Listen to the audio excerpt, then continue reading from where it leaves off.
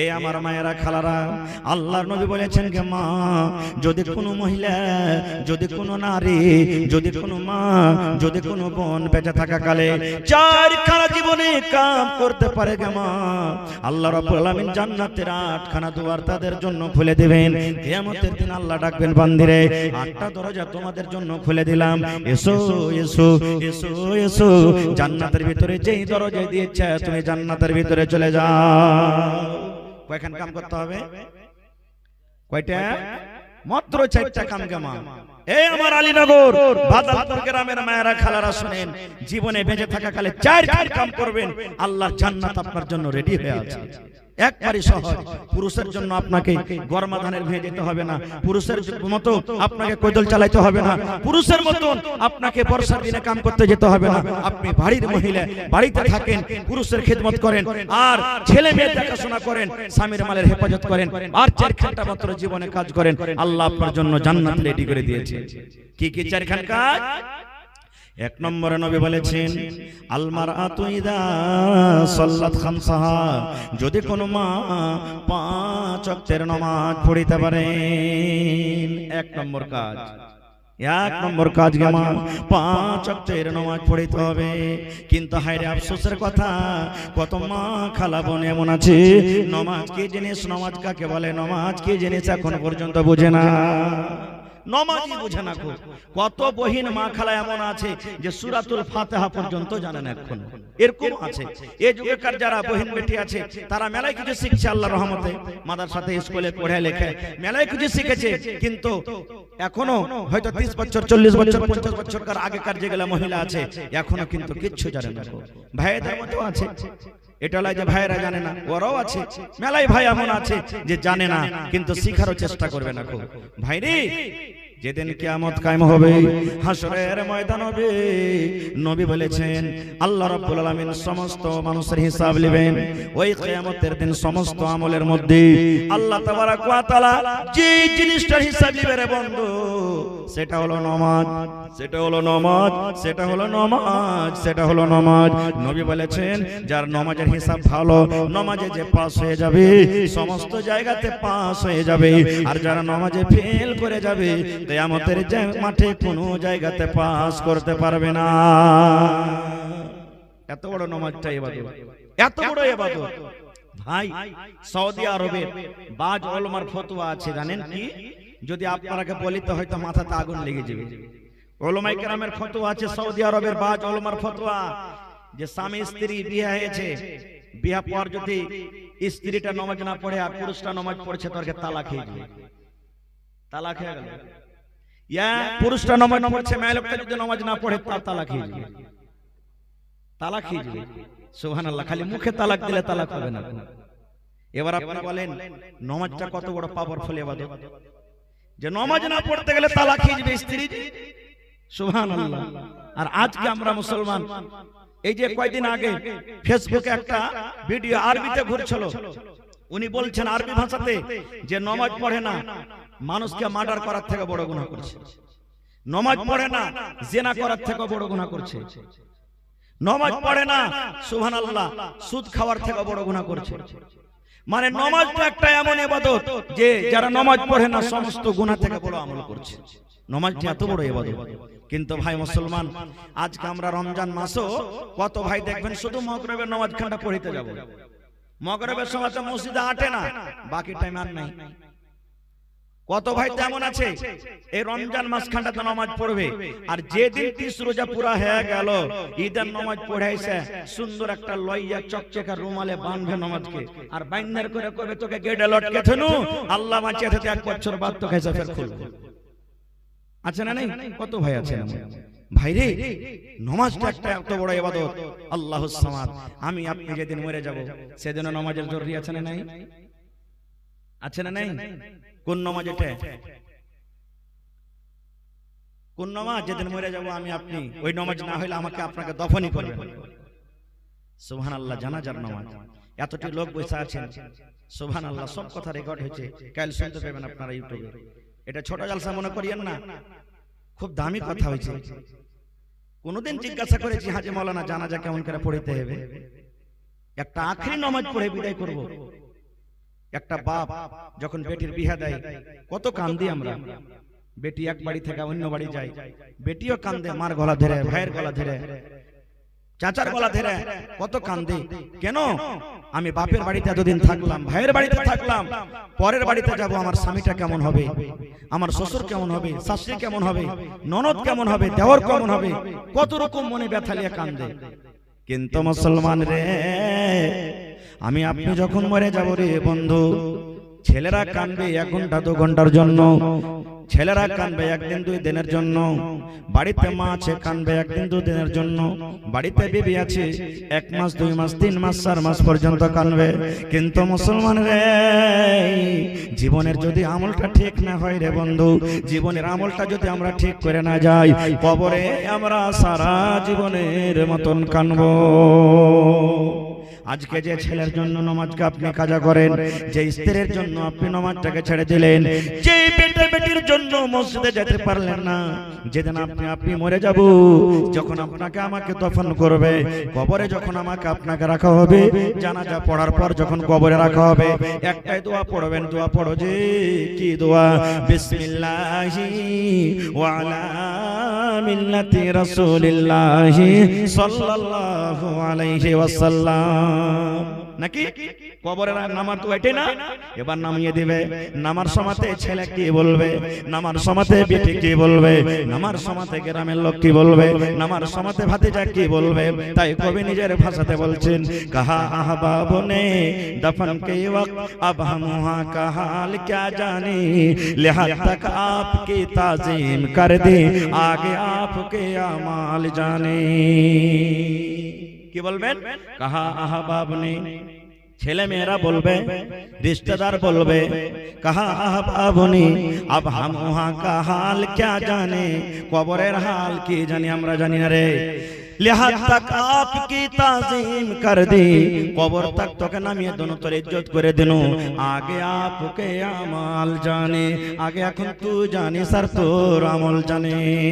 মুসলমান রে, শুধু তা নয় রে ভাই, আল্লাহর নবী বলেছেন, যখন 3 খাবল করে মাটি দিয়ে আপনি বাড়ির দিকে রওনা হয়ে যাবেন, আপনার বাড়ির থেকে যখন যাওয়ার সময় হয়ে যাবে, আল্লাহর রাসূল বলেছেন, সঙ্গে সঙ্গে আল্লাহর 2টা ফেরেশতা কবরের মধ্যে চলে আসবে রে ভাই। ওই কবরের মধ্যে আসা পর ওই যাকে কবরে রাখা হলো, ওই মাইয়াতটা আপনি যে হাঁটছেন, আপনার জুতার আওয়াজ, আপনার চপ্পলের আওয়াজ ওখানে শুনতে পাবে। এই যে আমাকে দফন করে চলে গেল, ওই গ্রামের লোকেরা চলে গেল, আমার ছেলেরা চলে গেল, ওই দেখো মন্ডল সর্দারেরা চলে গেল, ও কিন্তু চপ্পল জুতার আওয়াজটা শুনতে পাবে। এরকম শুনতে না শুনতে কবরের মধ্যে 2টা ফেরেশতা আসবেন। 2টা ফেরেশতা আসার পর আমাকে আপনাকে কবরের ভিতরে উঠিয়ে বসাবেন। কবরে উঠিয়ে বসার পর ওরে আল্লাহ 3খানা কবরের মধ্যে সওয়াল করা হবে। কয়টা সওয়াল? আচ্ছা, আজকে যদি আমি আরবিতে আপনার সাথে কথা কই, আপনি বলতে পারবেন? বলতে পারবেন না। আরবিতে যদি আমরা কথা বলতে লাগে তো বলতে পারবো না। পারবো কি? কোরআন গালা মুখস্থ করে নিয়েছে, আরবিতে 2-4-10টা সূরা, কিন্তু কোরআনে মানে সবে বুঝি না। কিন্তু মুসলমান রে, যেমনই আমি মরে যাব, আপনি মরে যাবেন, কবরে যেমন রাখা হবে, ওখানে বাংলা ভাষা আর চলবে না, ওখানে ইংরেজি ভাষা আর চলবে না, ওখানে উর্দু ভাষা আর চলবে না, ওখানে নেপালি ভাষা চলবে না, ওখানে চাইনিজ ভাষা আর চলবে না। একটাই মাত্র কবরে ভাষা থাকবে, সেটা হলো আরবি ভাষা। সেই ফেরেশতা 2জন আমাকে আপনাকে কবরের মধ্যে উঠিয়ে বসাবেন। ওই সওয়াল গালা কিন্তু আগোটা আউট হয়ে গেছে, সওয়াল আগে আউট হয়ে গেছে। এখন আপনি ইমতিহান দিতে যাবেন, ইমতিহান পরীক্ষা দিয়ে দিলেন, পরে যদি দেখলেন সওয়াল আউট হয়ে গেছে, ওই ইমতিহানটাকে রদ করে দেওয়া হয় কি হয় না? আরে সওয়াল আউট হয়ে গেছে, এটা ক্যান্সেল ইমতিহান। কিন্তু মুসলমান 1400 বছর আগে মাত্র নবী 3টা সওয়ালকে আউট করে দিয়েছেন, যে 3টা সওয়ালের তৈরি আমাকে আপনাকে জীবন বেঁচে থাকা কালে করতে হবে। কি 3টা সওয়াল? শুধু সওয়াল আউট করেনি, নবীজি তার জীবনে জবাব দিয়ে গেছেন, সওয়ালের জবাব দিয়ে গেছেন। কি কি সওয়াল করা হবে? নবী বলেছেন বেটা ছেলে হোক কিংবা বেটি ছেলে হোক, নর হোক কিংবা নারী হোক, আল্লাহ রাসূল বলেছেন ওই ফেরেশতা দুটো আসবেন আর আসার পর কবরের ভিতরে উঠিয়া বসাবেন।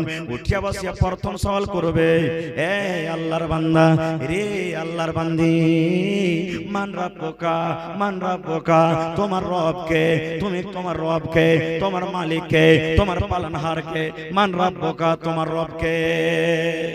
বেয়াদবি মাফ করবেন, এতটি লোক সামনে বসে আছেন, ধরেন আজকে কবর মনে করলেন বুঝার জন্য, মান রাব্বুকা, দেখি কে উত্তরটা দিবেন, যে আর উত্তর কি হবে? জি জোর করে বলেন। শিখেলেন ভাই, শিখেলেন। কারণ বেটাকে ইঞ্জিনিয়ার করব, বেটাকে ডাক্তার করব, বেটাকে হাফেজ করব, বেটাকে মাওলানা করব, 500, 1000, 2000 টাকা মাস দিয়ে টিউশন পড়াচ্ছি, কিন্তু মুসলমানরা জীবনে কোনোদিন কোন মাওলানার কাছে কবরের তৈয়ারির জন্য আমরা টিউশন করি না। আজকে টিউশন আপনাদের। রাসূল বলেছেন যখন প্রথমে সওয়াল করা হবে মান রাব্বুকা, তোমার রবকে, ইমানদার বান্দা যদি না হয়, নেককার মানুষটা যদি না হয়, যদি জীবনে ভালো আমল না করে থাকবে, থরথর থরথর করে কাঁপতে লাগবে, কথা বুঝতে পারবে না, বলবে কি না কি বলছে, বলবে কি না কি বলছে, তখন বলবে হা হা লা আদরি, হা হা লা আদরি, আমি এটা জানি না রে ফেরেশতা, এটা আমি জানি না, এর মানে বুঝি না, আমার রবকে, আমার আল্লাহকে আমি জানি না, আমি জানি না, আমি জানি না। তিনটার মধ্যে একটা ফেল। 2 নম্বর তাকে বলা হবে মা দিনকা, তোমার দিন কি রে, তুমি কোন দিনে ছিলে, কোন ধর্মে ছিলে, কোন মাযহাবকে তুমি মানছিলে, মা দিনকা, তোমার দিন কি, তোমার ধর্ম কি, তুমি কোন দিনে ছিলে? নবী বলেছেন 2 নম্বর তাকে প্রশ্ন করা হবে, হাক্কা ভাক্কা খেয়ে যাবে।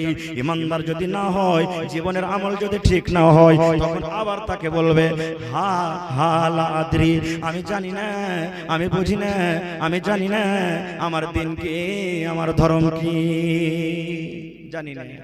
2 নম্বর ফেল। 3 নম্বর প্রশ্ন করা হবে মা হাদার রাজুল, নবীর একটা ফটো দেখা হবে, কিংবা তাকে বলা হবে মান নবিয়কা, তোমার নবীর নাম কি, তোমার রাসূলের নাম কি, তুমি কোন নবীর উম্মত ছিলে, তুমি কোন নবীকে মাননেওয়ালা ছিলে, তুমি কোন নবীর উম্মত ছিলে, সেই নবীটার নাম বলে দাও। কিংবা মা হাদার রাজুল, এই ফটোটাকে তুমি চিনতে পারো, এই ছবিটাকে তুমি চিনতে পারো, এই লোকটাকে।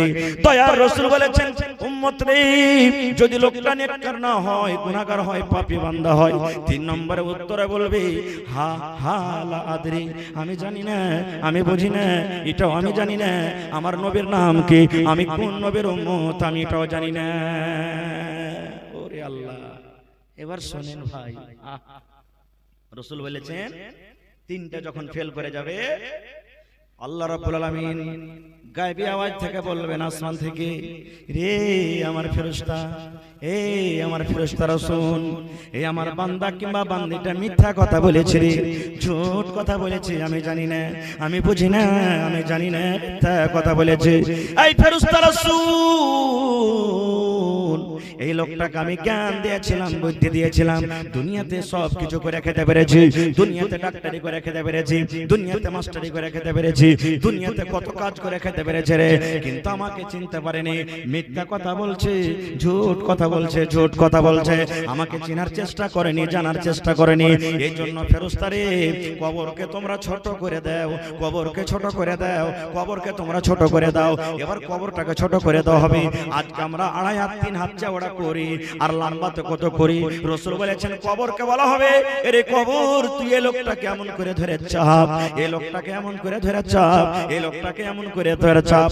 রাসূল বলেছেন ওরে সুবহানাল্লাহ, এদিকে আর পাশ নিয়ে এদিকে চলে আসবে, এদিকে আর পাশ নিয়ে এদিকে চলে আসবে, আর লোকটা কথা হাওমা হাওমা হাওমা করে চিৎকার করবে। শুধু তা নয়, তা নয়, আল্লাহ রাব্বুল আলামিন বলবেন ফেরেশতারে, তার জন্য বিছানাটা বিছিয়ে দাও। কেমন বিছানা বিছাও? ফুলের বিছানা নয় রে, তোষকের বিছানা নয় রে, আগুনের বিছানাটা দিয়ে দাও, তার কবরের ভিতরে আগুনের বিছানাটা দিয়ে দাও।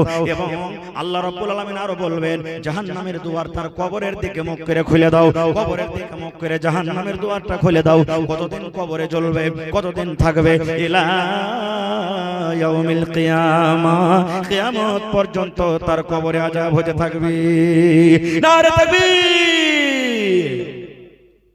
এবারে গুনাহগারের হয়ে গেল এটা কাজ, এবার যদি নেককার হয়, ইমানদার যদি হয়, তাকেও কিন্তু এই প্রশ্ন করা হবে, মান রাব্বুকা, তোমার রব কে রে, তোমার রব কে, তোমার পালনকর্তা কে। এবার রাসূল বলেছেন যদি লোকটা ইমানদার হয়, আল্লাহওয়ালা কিংবা আল্লাহওয়ালি হয়, সেই তখন উত্তরে বলবেন রব্বি আল্লাহ, রব্বি আল্লাহ, রব্বি আল্লাহ, আমার রব হলো আল্লাহ, আমার রব হলো আল্লাহ, আমার পালনকর্তা হলো আল্লাহ। একটা হয়ে গেল জয়। কত সোজা কথা জি ভাই। 2 নম্বরে বলবেন মা দিনুকা, তোমার দিন কি, তোমার ধর্ম কি। নেককার যদি হয় তো লোকটা বলবেন দিন ইসলাম, আমার দিন হলো ইসলাম, আমার ধর্ম হলো ইসলাম। দুটো হয়ে গেল। 3 নম্বরে তাকে বলবেন মান নবিয়কা, তোমার নবীর নাম কি, কোন নবীর তুমি উম্মত ছিলে। যদি নেককার দিনদার হয়, নবী বলবেন, সেই লোকটা বলবে যে রাসূলি মুহাম্মদ সাল্লাল্লাহু আলাইহি ওয়াসাল্লাম। এখন যে বললাম নবীর নামাজ কি পড়তে হবে, কই পড়লেন আপনারা? মুখ খুলে বলেন রাসূলি মুহাম্মদ সাল্লাল্লাহু আলাইহি ওয়াসাল্লাম, আমার নবীর নাম হলো মুহাম্মদ সাল্লাল্লাহু আলাইহি ওয়াসাল্লাম, আমি মুহাম্মদ সাল্লাল্লাহু আলাইহি ওয়াসাল্লামের হলাম উম্মত। 3টা জবাব যখন হিজবে, তখন ফেরেশতারা বলবেন এই নবীকে দেখেছো? বলছেন না। 2 চোখে দেখেছো নবীকে? বলছেন না। বলে তুমি কেমন করে জানো যে এটা নবীর নাম? তখন বলবেন ফেরেশতারে আমি মৌলবীর মুখে শুনেছি রে ফেরেশতা, আমি কিতাবের ভিতরে পড়েছি, আমি জালসা শুনেছি, মসজিদে খুতবাতে আমি শুনেছি, আমার নবী দে আমাদের নবীর নাম হলেন মুহাম্মদ সাল্লাল্লাহু আলাইহি ওয়াসাল্লাম। যখন এই জবাবটা হয়ে যাবে, আল্লাহ রাব্বুল আলামিন আকাশটাকে বলবেন ফেরেশতারে আমার এই বান্দা বান্দিকে আর প্রশ্ন করিস না রে ফেরেশতা, আর তাকে প্রশ্ন করিস না, আমি রাজি হয়ে গেলাম, আমি খুশি হয়ে গেলাম, আমি আল্লাহ রাজি হয়ে গেলাম। ফেরেশতারে আমার বান্দার জন্য একটা কাজ করে দাও। কেমন কাজ করে দাও? কবরটাকে বড় করে দাও, কবরটাকে কোষাদা করে দাও। কত বড় বড় করা হবে? দয়ার রাসূল বলেছেন এদিকে যার তার নজর যত দূর যাবে, সামনে তার চোখের নজর যত দূর যাবে, এদিকে সামনে যার চোখের নজর অত দূর যাবে, অত বড় কবরটাকে তুমি কোষাদা করে দাও। শুধু তা নয় রে ফেরেশতা, তার বিছানা বিছিয়ে দাও। কেমন বিছানা বিছাও? জান্নাতের বিছানা বিছিয়ে দাও, জান্নাতের বিছানা কবরে বিছিয়ে দাও। এবং ফেরেশতারে জান্নাতের দুয়ার, জান্নাতের গেট খুলে দাও, যেন জান্নাতের ভালো ভালো হাওয়া তার কবরের ভিতরে আছে। শুধু তা নয় রে ফেরেশতা, তারাকে বলে দাও নাওমুন কানাওমাতিল উরুস, নাওমুন কানাওমাতিল উরুস, শুতে যাও, শুতে থাকো কবরের ভিতরে, শুতে থাকো কবরের ভিতরে। যেমন করে শুতে থাকো, একটা বিয়ে যখন ছেলেরা করে, নতুন বউ নিয়ে যেদিন বাসর ঘরে চলে যায়, নতুন বউ নিয়ে যেদিন বাসের ঘরে চলে যায়, সেই দিন মা জাগাতে যাবে না, সেই দিন কোনো ভাইয়েরা জাগাতে যাবে না, সেই দিন কোনো গ্রামের লোকেরা জাগাতে যাবে না। সেই রাতটা কত আরামের রাত হয়, সেই রাতটা কত খুশির রাত হয়। রাসূল বলেছেন ওই বাসর ঘরের মতো তুমি কবরের ভিতরে শুতে যাও। কতদিন শুতে থাকবে? ইলা ইয়াউমিল কিয়ামা, আল্লাহ কথাকে বলবে কিয়ামত পর্যন্ত তুমি শুতে থাকো। এবার নেককার মানুষটা তখন বলবে আল্লাহ তাড়াতাড়ি করে কিয়ামত করে দাও, আল্লাহ আল্লাহ তাড়াতাড়ি করে কিয়ামত করো, আল্লাহ তাড়াতাড়ি করে কিয়ামত করো। কেন করো? কিয়ামত হতে গেলে কবর থেকে বাড়িয়ে যাব, আর কিয়ামত হতে গেলে হিসাব কিতাব করে আল্লাহর জান্নাতে চলে যাব। কবরে যদি এত ভালো বিছানা পাই, কবরে যদি এত আরাম পাই, তাহলে আল্লাহর জান্নাতে কত আরাম পাবো। এই জন্য বলবেন আল্লাহ তাড়াতাড়ি করে তুমি কিয়ামত করে দাও।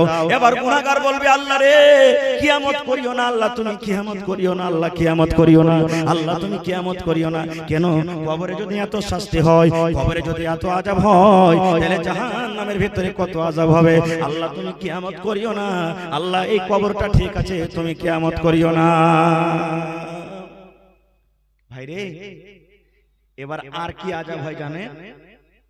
দয়ার রাসূল বলেছেন একটা কানা ফেরেশতা কবরে আসবে, বহরা ফেরেশতা কবরে আসবে, শুনতে পাই না, শুনতে পাই না, বহরা ফেরেশতা কবরে আসবে। আর তার হাতে কি থাকবে? হাতুড়া থাকবে। কেমন হাতুড়া থাকবে রে ভাই? ওরে সুবহানাল্লাহ, এই দুনিয়ার হাতুড়া নয়, ওরে আল্লাহ যাকে আমরা গুরজ বলি, গুরজ বলি। দয়ার নবী বলেছেন এত ওজন, এত ভারী হাতুড়া হবে। ওই হাতুড়া খানটা যদি পাহাড়ের উপরে রাখা হয়, পাহাড়ে যদি একটা বাড়ি মারা হয়, পাহাড় পিছে পিছে ছাতু বালি হয়ে যাবে। এরকম হাতুড়ার বাড়ি ওই ফেরেশতা তাকে কবরের মধ্যে রাখবেন, তাকে মারবেন পিটবেন। ও হলো পহরা। কেন আল্লাহ তাকে পহরা করে পেটাবেন? এই জন্য পহরা করে পেটাবেন যে যখন তাকে মারা হবে ও কত হাউমাউ করে চিৎকার করবে। আর পহরা মানুষ যতই কানবে, যত চিল্লাবে, মারিও না, বাঁচাও, মাকে মরে গেলাম যে মা, ও কানে শুনতে পাবে না, তার দয়া হবে না। হবে কি? শুনতে পাবে না, তার দয়া হবে না, লাগলো ওকে পিটতে থাকবে। কতদিন পিটবে? কিয়ামত পর্যন্ত। আর একটা কথা বলি যুবক ভাইরাকে, কত ভাইকে দেখবেন পেশাব করতে যায় এখনো পানি লাইনে, মেলাই ভাই আছে পেশাব করতে যায় পানি লাইনে।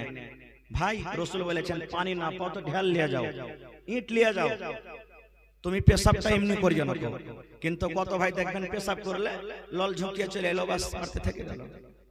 না, রাসূল বলেছেন আল্লাহ নবীর জামানাতে একজন সাহাবী তাকে যখন মাটি দিতে গেলেন, কবর দিতে গেলেন, যেমনই মাটি বরাবর করে দেওয়া হলো, দয়ার নবী আল্লাহু আকবার, আল্লাহু আকবার, আল্লাহু আকবার, আল্লাহু আকবার জোর জোর করে নবী পড়তে লাগলেন। যেমনই মাটি দেওয়া হলো, নবীজি জোর জোর করে আল্লাহু আকবার, আল্লাহু আকবার পড়তে লাগলেন। সাহাবায়ে কেরাম বলছেন ফাকাব্বারনা, আমরাও জোর জোর করে পড়তে লাগলাম নবীর দেখা দেখি। মাটি টাটি দেওয়া হয়ে গেল, তখন একজন সাহাবী বলছেন হুজুর ব্যাপারটা কি? আজ আপনি একটা আমল করলেন যেটা জীবনে কোনোদিন করেননি। বলছেন কি রে বাবা? বলছে মাটি দেওয়ার পর আপনি আল্লাহু আকবার, আল্লাহু আকবার জোর জোর করে এখানে পড়লেন। রাসূল বলছেন সাহাবী রে, এই জন্য আমি আল্লাহু আকবার পড়লাম রে বাবা। যখন লোকটাকে মাটি দেওয়া হলো, মাটি দেওয়ার পর তাকে কবরে এমন জোর করে চাপ দিয়েছে, কবরে এমন করে চেপেছে, এদিকের পাশে এদিকে গেছে, এদিকের পাশে এদিকে গেছে। তখন আমি আল্লাহু আকবার, আল্লাহু আকবার পড়লাম। যখন পড়তে লাগলাম তখন তার আযাবটা বন্ধ হয়ে গেল। সাহাবীরা বলছেন হুজুর এই লোকটাকে কেন এরকম আযাব দেওয়া হলো? এই লোকটাকে কেন এরকম শাস্তি দেওয়া হলো? দয়ার রাসূল বললেন সাহাবী রে, এই লোকটা এমন নেককার, এই লোকটা এমন দিনদার, এই লোকটা এমন পরেজগার, আজকে তার জানাজাতে ৭৭,০০০ ফেরেশতারা জানাজাতে শরীক হয়েছেন। শুধু তা নয় রে, লোকটা যখন মরলো আল্লাহ রাব্বুল আলামিনের আরশ পর্যন্ত কেঁপে উঠেছে। কিন্তু এত বড় শাস্তি কেন দেওয়া হলো? একটাই মাত্র গুনাহ, গুনাহটা হলো খুব ছোট, গুনাহটা হলো খুব বড়, কিন্তু বাঁচাটা হলো খুব আসান। চাইলে বাঁচতে পারতো। কেমন গুনাহটা? বলছেন নবী গো, গুনাহটা কেমন গো নবীজি? বলছে যখন পেশাব করতে বসতো, পেশাব করার সময়তে পেশাবের ছিটা থেকে বাঁচত না, পেশাবের ছিটা থেকে বাঁচত না। এবার আপনি বলেন ভাই মুসলমান, পেশাবের ছিটা থেকে না বাঁচার কারণে যদি এত বড় শাস্তি হয়, তাহলে আপনি যে পেশাব করে এলেন, পানি টানি কিচ্ছু নিলেন না, আপনার লুঙ্গিতে থাকলো, পায়জামাতে থাকলো, তাহলে হালাতটা কি হতে পারে? একটু বাঁচতে পারলেন না আপনি, একটু বাঁচতে পারলেন না গো ভাই মুসলমান। তাহলে মিঠা কম করে, আর 2 মিনিট। তো ভাইরা আমার, এই যে আমাদের আমলটাকে ঠিক করতে হবে ভাই। আমল ঠিক না করলে কিচ্ছু নাই ভাই। আজকে আমি আপনি বসে আছি, মরে যাব, কেউ শুতে যাবে ভাই? কেউ শুতে যাবে না, কেউ যাবে না শুতে, কোন ছেলে পেলে কেউ যাবে না। আমি আপনি মরে যাব, যতই সেই সম্পত্তি করে যাই, যখনই মরব দেখবেন কত বাড়িতে দেখা গেছে বাপ মরে গেছে, আলমারির চাবি বাক্সর চাবিলে ছেলে পেলে ঝগড়া করেছে।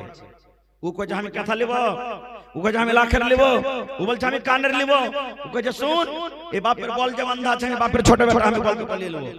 বড় বেটা কইছে এই আমি কি খাটিনি, তুই একটা লে আমাকে একটা দে। দুনিয়াতে ভাগযোগ শুরু হয়ে গেল ভাই, দুনিয়াতে ভাগযোগ শুরু হয়ে গেল। সুবহানাল্লাহ।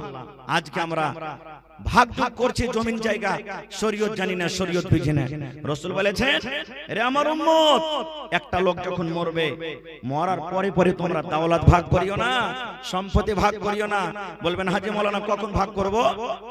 রাসূল বলেছেন যখন লোকটা মরে যাবে, মরার পর দেখো তার কাছে মাল আছে কিনা, কতটি মাল, কাফন কেনার সমান তার কাছে টাকা আছে কিনা, কাফন কেনার সমান তার কাছে পয়সা আছে কিনা, কাফন কেনার সমান তার কাছে জমিন আছে কিনা। প্রথমে কাফনের কাপড় কেন, প্রথম কি কিনতে হবে? কাফনের কাপড়। যে মরলো তার টাকা দিয়ে কাফনের কাপড় কিনতে হবে। এবার দেখলেন যে কাফনের কাপড় কিনে টাকা বাঁচছে, জমিন জায়গা মাল গরু বাঁচছে। রাসূল বলছেন 2 নম্বরে তার কর্জা দেখো। মাথাতে যদি কর্জা লিয়া থাকে, 10,000 লিয়া থাকে, 20,000 লিয়া থাকে, 10 টাকা লিয়া থাকে, কর্জা দেখো। জীবনে তার যদি করজ থাকে, যে মাল বেচা আছে ওই মাল থেকে তার করজটাকে তুমি শোধ করে দাও। দুটা হয়ে গেল। এবার বলবেন মাওলানা করজ শোধ করার পরও কিন্তু এখনো মাল আছে। রাসূল বলেছেন 3 নম্বরে দেখো ওয়াসিয়াত করে গেছে কিনা। ওয়াসিয়াত যদি করে থাকি ওই ওয়াসিয়াতটাকে তোমরা পুরা করে দাও। কেমন ওয়াসিয়াত? কত লোক কহে না বেটারে মরে যাচ্ছি, 5,000 টাকা ওই লোকটাকে দিয়ে দিও, বা 2,000 টাকা ওই পোতাকে দিয়ে দিও, বা 3,000 টাকা অমুক লোককে দিয়ে দিও, মসজিদে দিয়ে দিও, মাদ্রাসাতে দিয়ে দিও। এরকম ওয়াসিয়াত যদি করে দেয় তো রাসূল বলছেন ওকে প্রথমে পুরা করো। 3 নম্বর হয়ে গেল। তারপরে দেখছেন ওয়াসিয়াত পুরা করার পরও টাকা পয়সা মাল দৌলত বাঁচছে। এবার রাসূল 4 নম্বরে বলছেন তখন 4 নম্বরে যে মাল তোমার বাবার বাঁচলো ওই মাল কোটা তোমরা ভাই বোন মিলে তখন তোমরা ভাগ করে নাও। তখন তোমরা ভাগ করতে যাও, আগে তোমরা লড়ালড়ি করে জানো। তো ভাই রে আমার মায়েরাকে বলবো, মা গে খালা গে বোন রে, আল্লাহ রাসূল বলেছেন গে মা যদি জীবনে বেঁচে থাকা কালে 4খানা কাম করতে পারেন গে মা, রাসূল বলেছেন কিয়ামতের দিন জান্নাতের 8খানা দুয়ার খোলা হবে। যেই দুয়ার দিয়ে ইচ্ছা জান্নাতের ভিতরে চলে যাবে।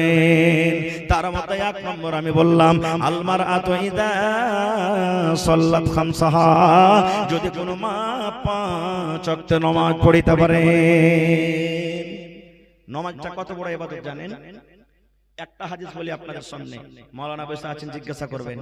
আল্লাহ রাসূলের জামানাতে একটা সাহাবী দোকানদারি করতেন, যেমন আমরা দোকানদারি করি, দোকানদারি করতেন। এবার একটা মহিলা দোকানে সয়দা কিনতে গেছে, খাজুর বা কিছু কিনতে গেছে। তো যেমনই কিনতে গেছে তো সেই সাহাবী ধইরা সেই বেটি ছেলেটাকে চুমা খেয়ে নিয়েছিল। বুখারী শরীফের হাদিস, মিশকাতে দেখবেন কিতাবুস সালাতের প্রথম হাদিস, চুমা খেয়ে নিয়েছে। এবার আমার আপনার মতন তো লয় যে গুনাহ করে দোনো ডাইন বাই দেখছি কি হতো দেখতে পেলে না, না দেখতে পেলে যাক আলহামদুলিল্লাহ খুব ভালো হয়েছে। সে সাহাবী ছিলেন, চুমা খাওয়া হয়ে গেল 9টা 10টা 11টা 12টার টাইম।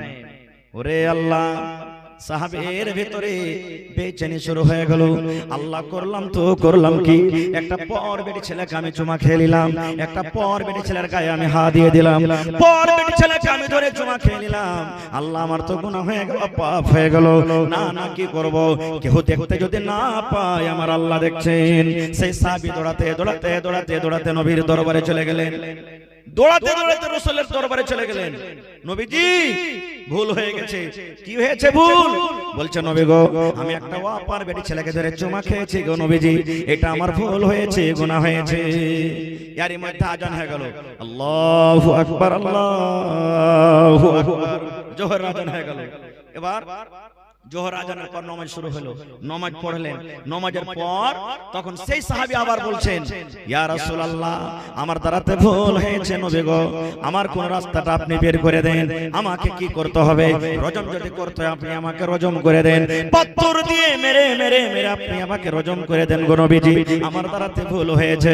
এবার নবী তখন তাকে বলছেন হে আমার সাহাবী তুমি কি আমাদের সাথে নামাজ কি পড়লে না?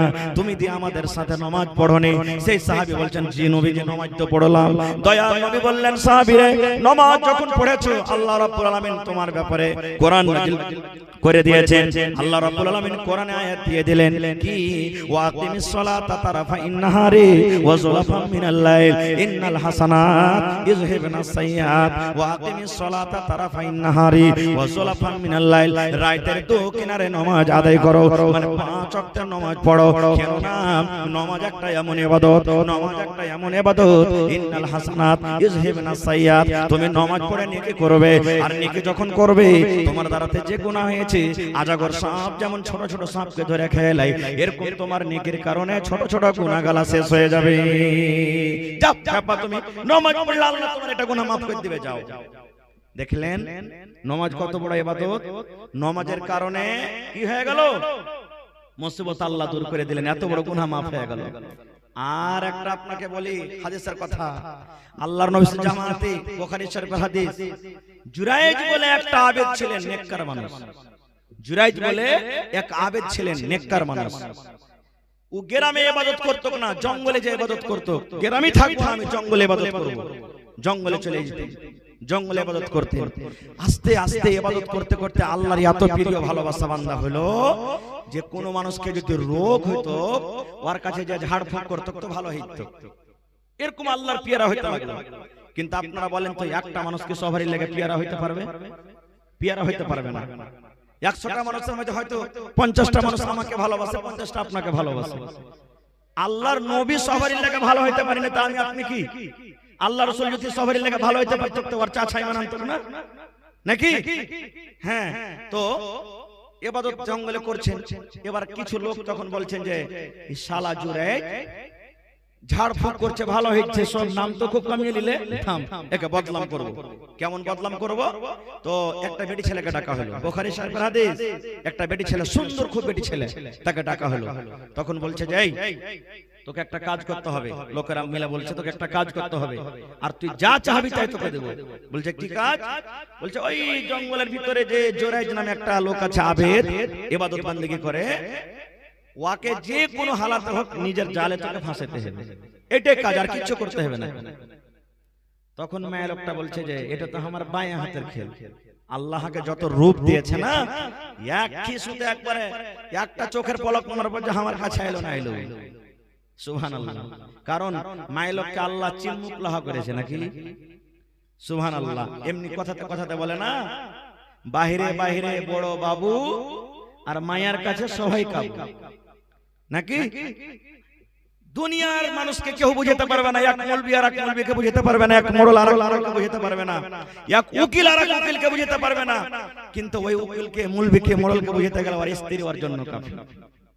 এটা হাদিসের কথা, রাসূল বলেছেন। তো বলছেন যে মায়া লোকটা যে আমি পেরে নেব। বলছে ঠিক আছে, তো কি করতে হবে? বলছে আমাকে তোকে দুটো সামান দিতে হবে। মহিলাটা বলছেন কি?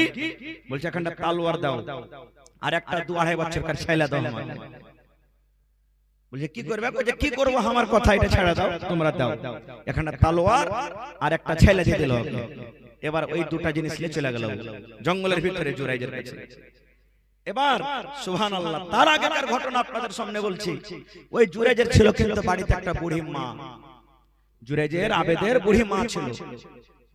দেখেন বেটা যখন দেশ বিদেশে থাকে মার দিল কাটে, ছেলের অতই কাটে না যতক্ষণ মার কাটে। একদিন মা বুড়ি মানুষ লাঠি নিয়ে টুকটুক করে হাঁটতে হাঁটতে হাঁটতে চলে গেছে বেটার সাথে দেখা করার লেগে। দেখা করতে চলে গেছে, আর ওই সময়তে কিন্তু ওর বেটা নামাজ পড়ছে জুরাইজ। মা বলছে বেটা দেখা কর, কথা বল, আয়, কতদিন থেকে তোর সাথে কথা বলতে পারিনি, আয় কথা বল। এবার নামাজ পড়ছেন, নামাজ ছেড়ে দেখা করতে গেলে গুনাহ হবে। এবার জুরাইজ বলছেন আল্লাহ জি আমার মা আমাকে ডাকছি আর আমি তোমাকে নামাজে ডাকছি, আল্লাহ কার কথা শুনবো? যদি নামাজ ছেড়ে দিই তুমি নারাজ হয়ে যাবে, আর মার কথা না শুনি হয়তো মা নারাজ হয়ে যাবে, আল্লাহ এখন করব কি? এবার মনে মনে বলছেন না, মার সাথে পরে দেখা করব, আমি নামাজটা পুরা করে নি। নামাজ এখন পড়েলি, নামাজ তো খুব লম্বা লম্বা না পড়তেন ওরা, খুবই লম্বা লম্বা নামাজ পড়তেন। রাসূল বলেছেন মা দেখে দেখে বাড়ি ঘুরে চলে গেলেন, কাল আসবো ফির। তারপরের দিন ফের মা এসেছে, দেখছে তো ওই টাইমে ওর বেটা নামাজ পড়ছে। এবার মা বলছে বেটা রে আমি বড়ি মানুষ আসতে পারি না রে বেটা, কত কষ্ট করে তোর সাথে দেখা করতে এসেছি। ও বেটা জুরাইজ, আয় রে বেটা আমার সাথে আজ কথা বল রে বেটা, আয় তুই আমার কাছে আয়, কথা আমার সাথে বল। সেই দিনে বলছেন আল্লাহ মার সাথে আমি দেখা করব না, আমি তোমার সাথে কথা কহব। আবার বলছে নামাজ পুরা করলে তো মার সাথে কথা কহব। নামাজ পড়তে না পড়তে মা এবারও কিন্তু বাড়ি চলে গেলেন। 3 দিন 3 নম্বরে আইলেন, তৃতীয় দিন সেদিনও নামাজ পড়ছেন। এবার মা বলছেন বেটা রে আমি 3 দিন এনু রে বেটা, তুই আজ আমার সাথে কথা বল, আমি আর আসতে পারবো না রে বেটা, কত কষ্ট করে এসেছি রে বেটা, আয় আমার সাথে দুটো কথা বল। কিন্তু সেই দিনও কথা বললো না। এবার মা হায় রে মা দোয়া করছেন আল্লাহ রে আমি 3 দিন এলাম, আমার ছেলে আমার সাথে দেখা করলো না, আমার ছেলে আমার সাথে কথা বললো না, আল্লাহ মা হয়ে আমি দোয়া করছি মাবুদ ওষুধ রে, আমার ছেলে জুরাইজের অতদিন মত না হয়, আমার ছেলে জুরাইজ যতদিন দুনিয়া থেকে না যায়, যতক্ষণ একটা বেশ্যা নারীর মুখ না দেখে, একটা রান্নি নারীর মুখ না দেখে, একটা ব্যভিচার নারীর মুখ না দেখে, আমার ছেলে জুরাইজের অতদিন দুনিয়া থেকে মত না হয়, যতদিন একটা বেশ্যা নারীর মুখ না দেখে। বদদুয়া করে দিলেন আল্লাহ, আমার ছেলে জুরাইজের অতদিন মত না হয়, যতদিন একটা বেশ্যা নারীর মুখ না দেখে। আল্লাহ রাসূল বলেছেন তিন রূপ মানুষের দোয়া আল্লাহর কাছে কবুল হবে বিজলির কারেন্টের মতন, মধ্যখানে কোনো আড় পর্দা হবে না। একটা হলো কে, তিনজনের মধ্যে মাজলুম, আপনি আমার পরে খুব জুলুম করছেন, ইয়া আমি আপনার পরে খুব জুলুম অত্যাচার করছি। পাগল হয়ে গেছেন নাকি জি? আমি আপনার পরে জুলুম অত্যাচার করছি। তিন রকমের মানুষের দোয়া আল্লাহ তাবারক ওয়া তাআলার দরবারে কবুল হবে। তার মধ্যে একটা হলো কে, মাজলুম, আইল দাবিয়েছি আপনার, আপনাকে মেরেছি, পিটেছি, কষ্ট দিয়েছি, আপনার ক্ষমতা নেই আমার সাথে লড়ার। আপনি যদি আল্লাহকে বলেন মাবুদ রে, আব্দুল জাব্বার, আব্দুল কুদ্দুস, হালেমা সাইদ আমার মুরগি মেরে খেয়ে নিয়েছে, আমার ছেলেরাকে ধরে ধরে মারছে, আমার আইলটা দাবিয়ে নিয়েছে, তাকে লড়াই করতে পারবো না, তাকে যুদ্ধ করে পারতে পারবো না। আল্লাহ গো, তোমার উপরে বিচার ছেড়েছিলাম, আল্লাহ তার বিচার তুমি করে দাও। রাসূল বলেছেন এই মাজলুম যখন আল্লাহর দরবারে দোয়া করবেন, বিজলির কারেন্টের মতন আল্লাহর দরবারে দোয়া কবুল হয়ে যাবে, বিজলির কারেন্টের মতন দোয়া কবুল হয়ে যাবে। এক নম্বর হয়ে গেল। দুই নম্বরে রাসূল বলেছেন মা বাপ ছেলের জন্য যদি দোয়া করে, মেয়ের জন্য যদি দোয়া করে, দোয়াটা নেক কারো নেক হোক কিংবা বদ হোক, আল্লাহ রাব্বুল আলামিন তার দোয়াটাকে কবুল করবে। এই জন্য মা বাপকে বলবো কথাতে কথাতে খালি বদ দোয়া দিবেন না, একটু কিছু হবে না হবে, কত মা এমন আছে আঁচল পেতে পেতে দোয়া করবে, আল্লাহ রে আঁচল পেতে পেতে দোয়া করছে, আল্লাহ আমার ছেলেটাকে এরকম করে দাও, ওরকম করে দাও, একটু কিছু হবে না হবে। কত মা খালা বলেছে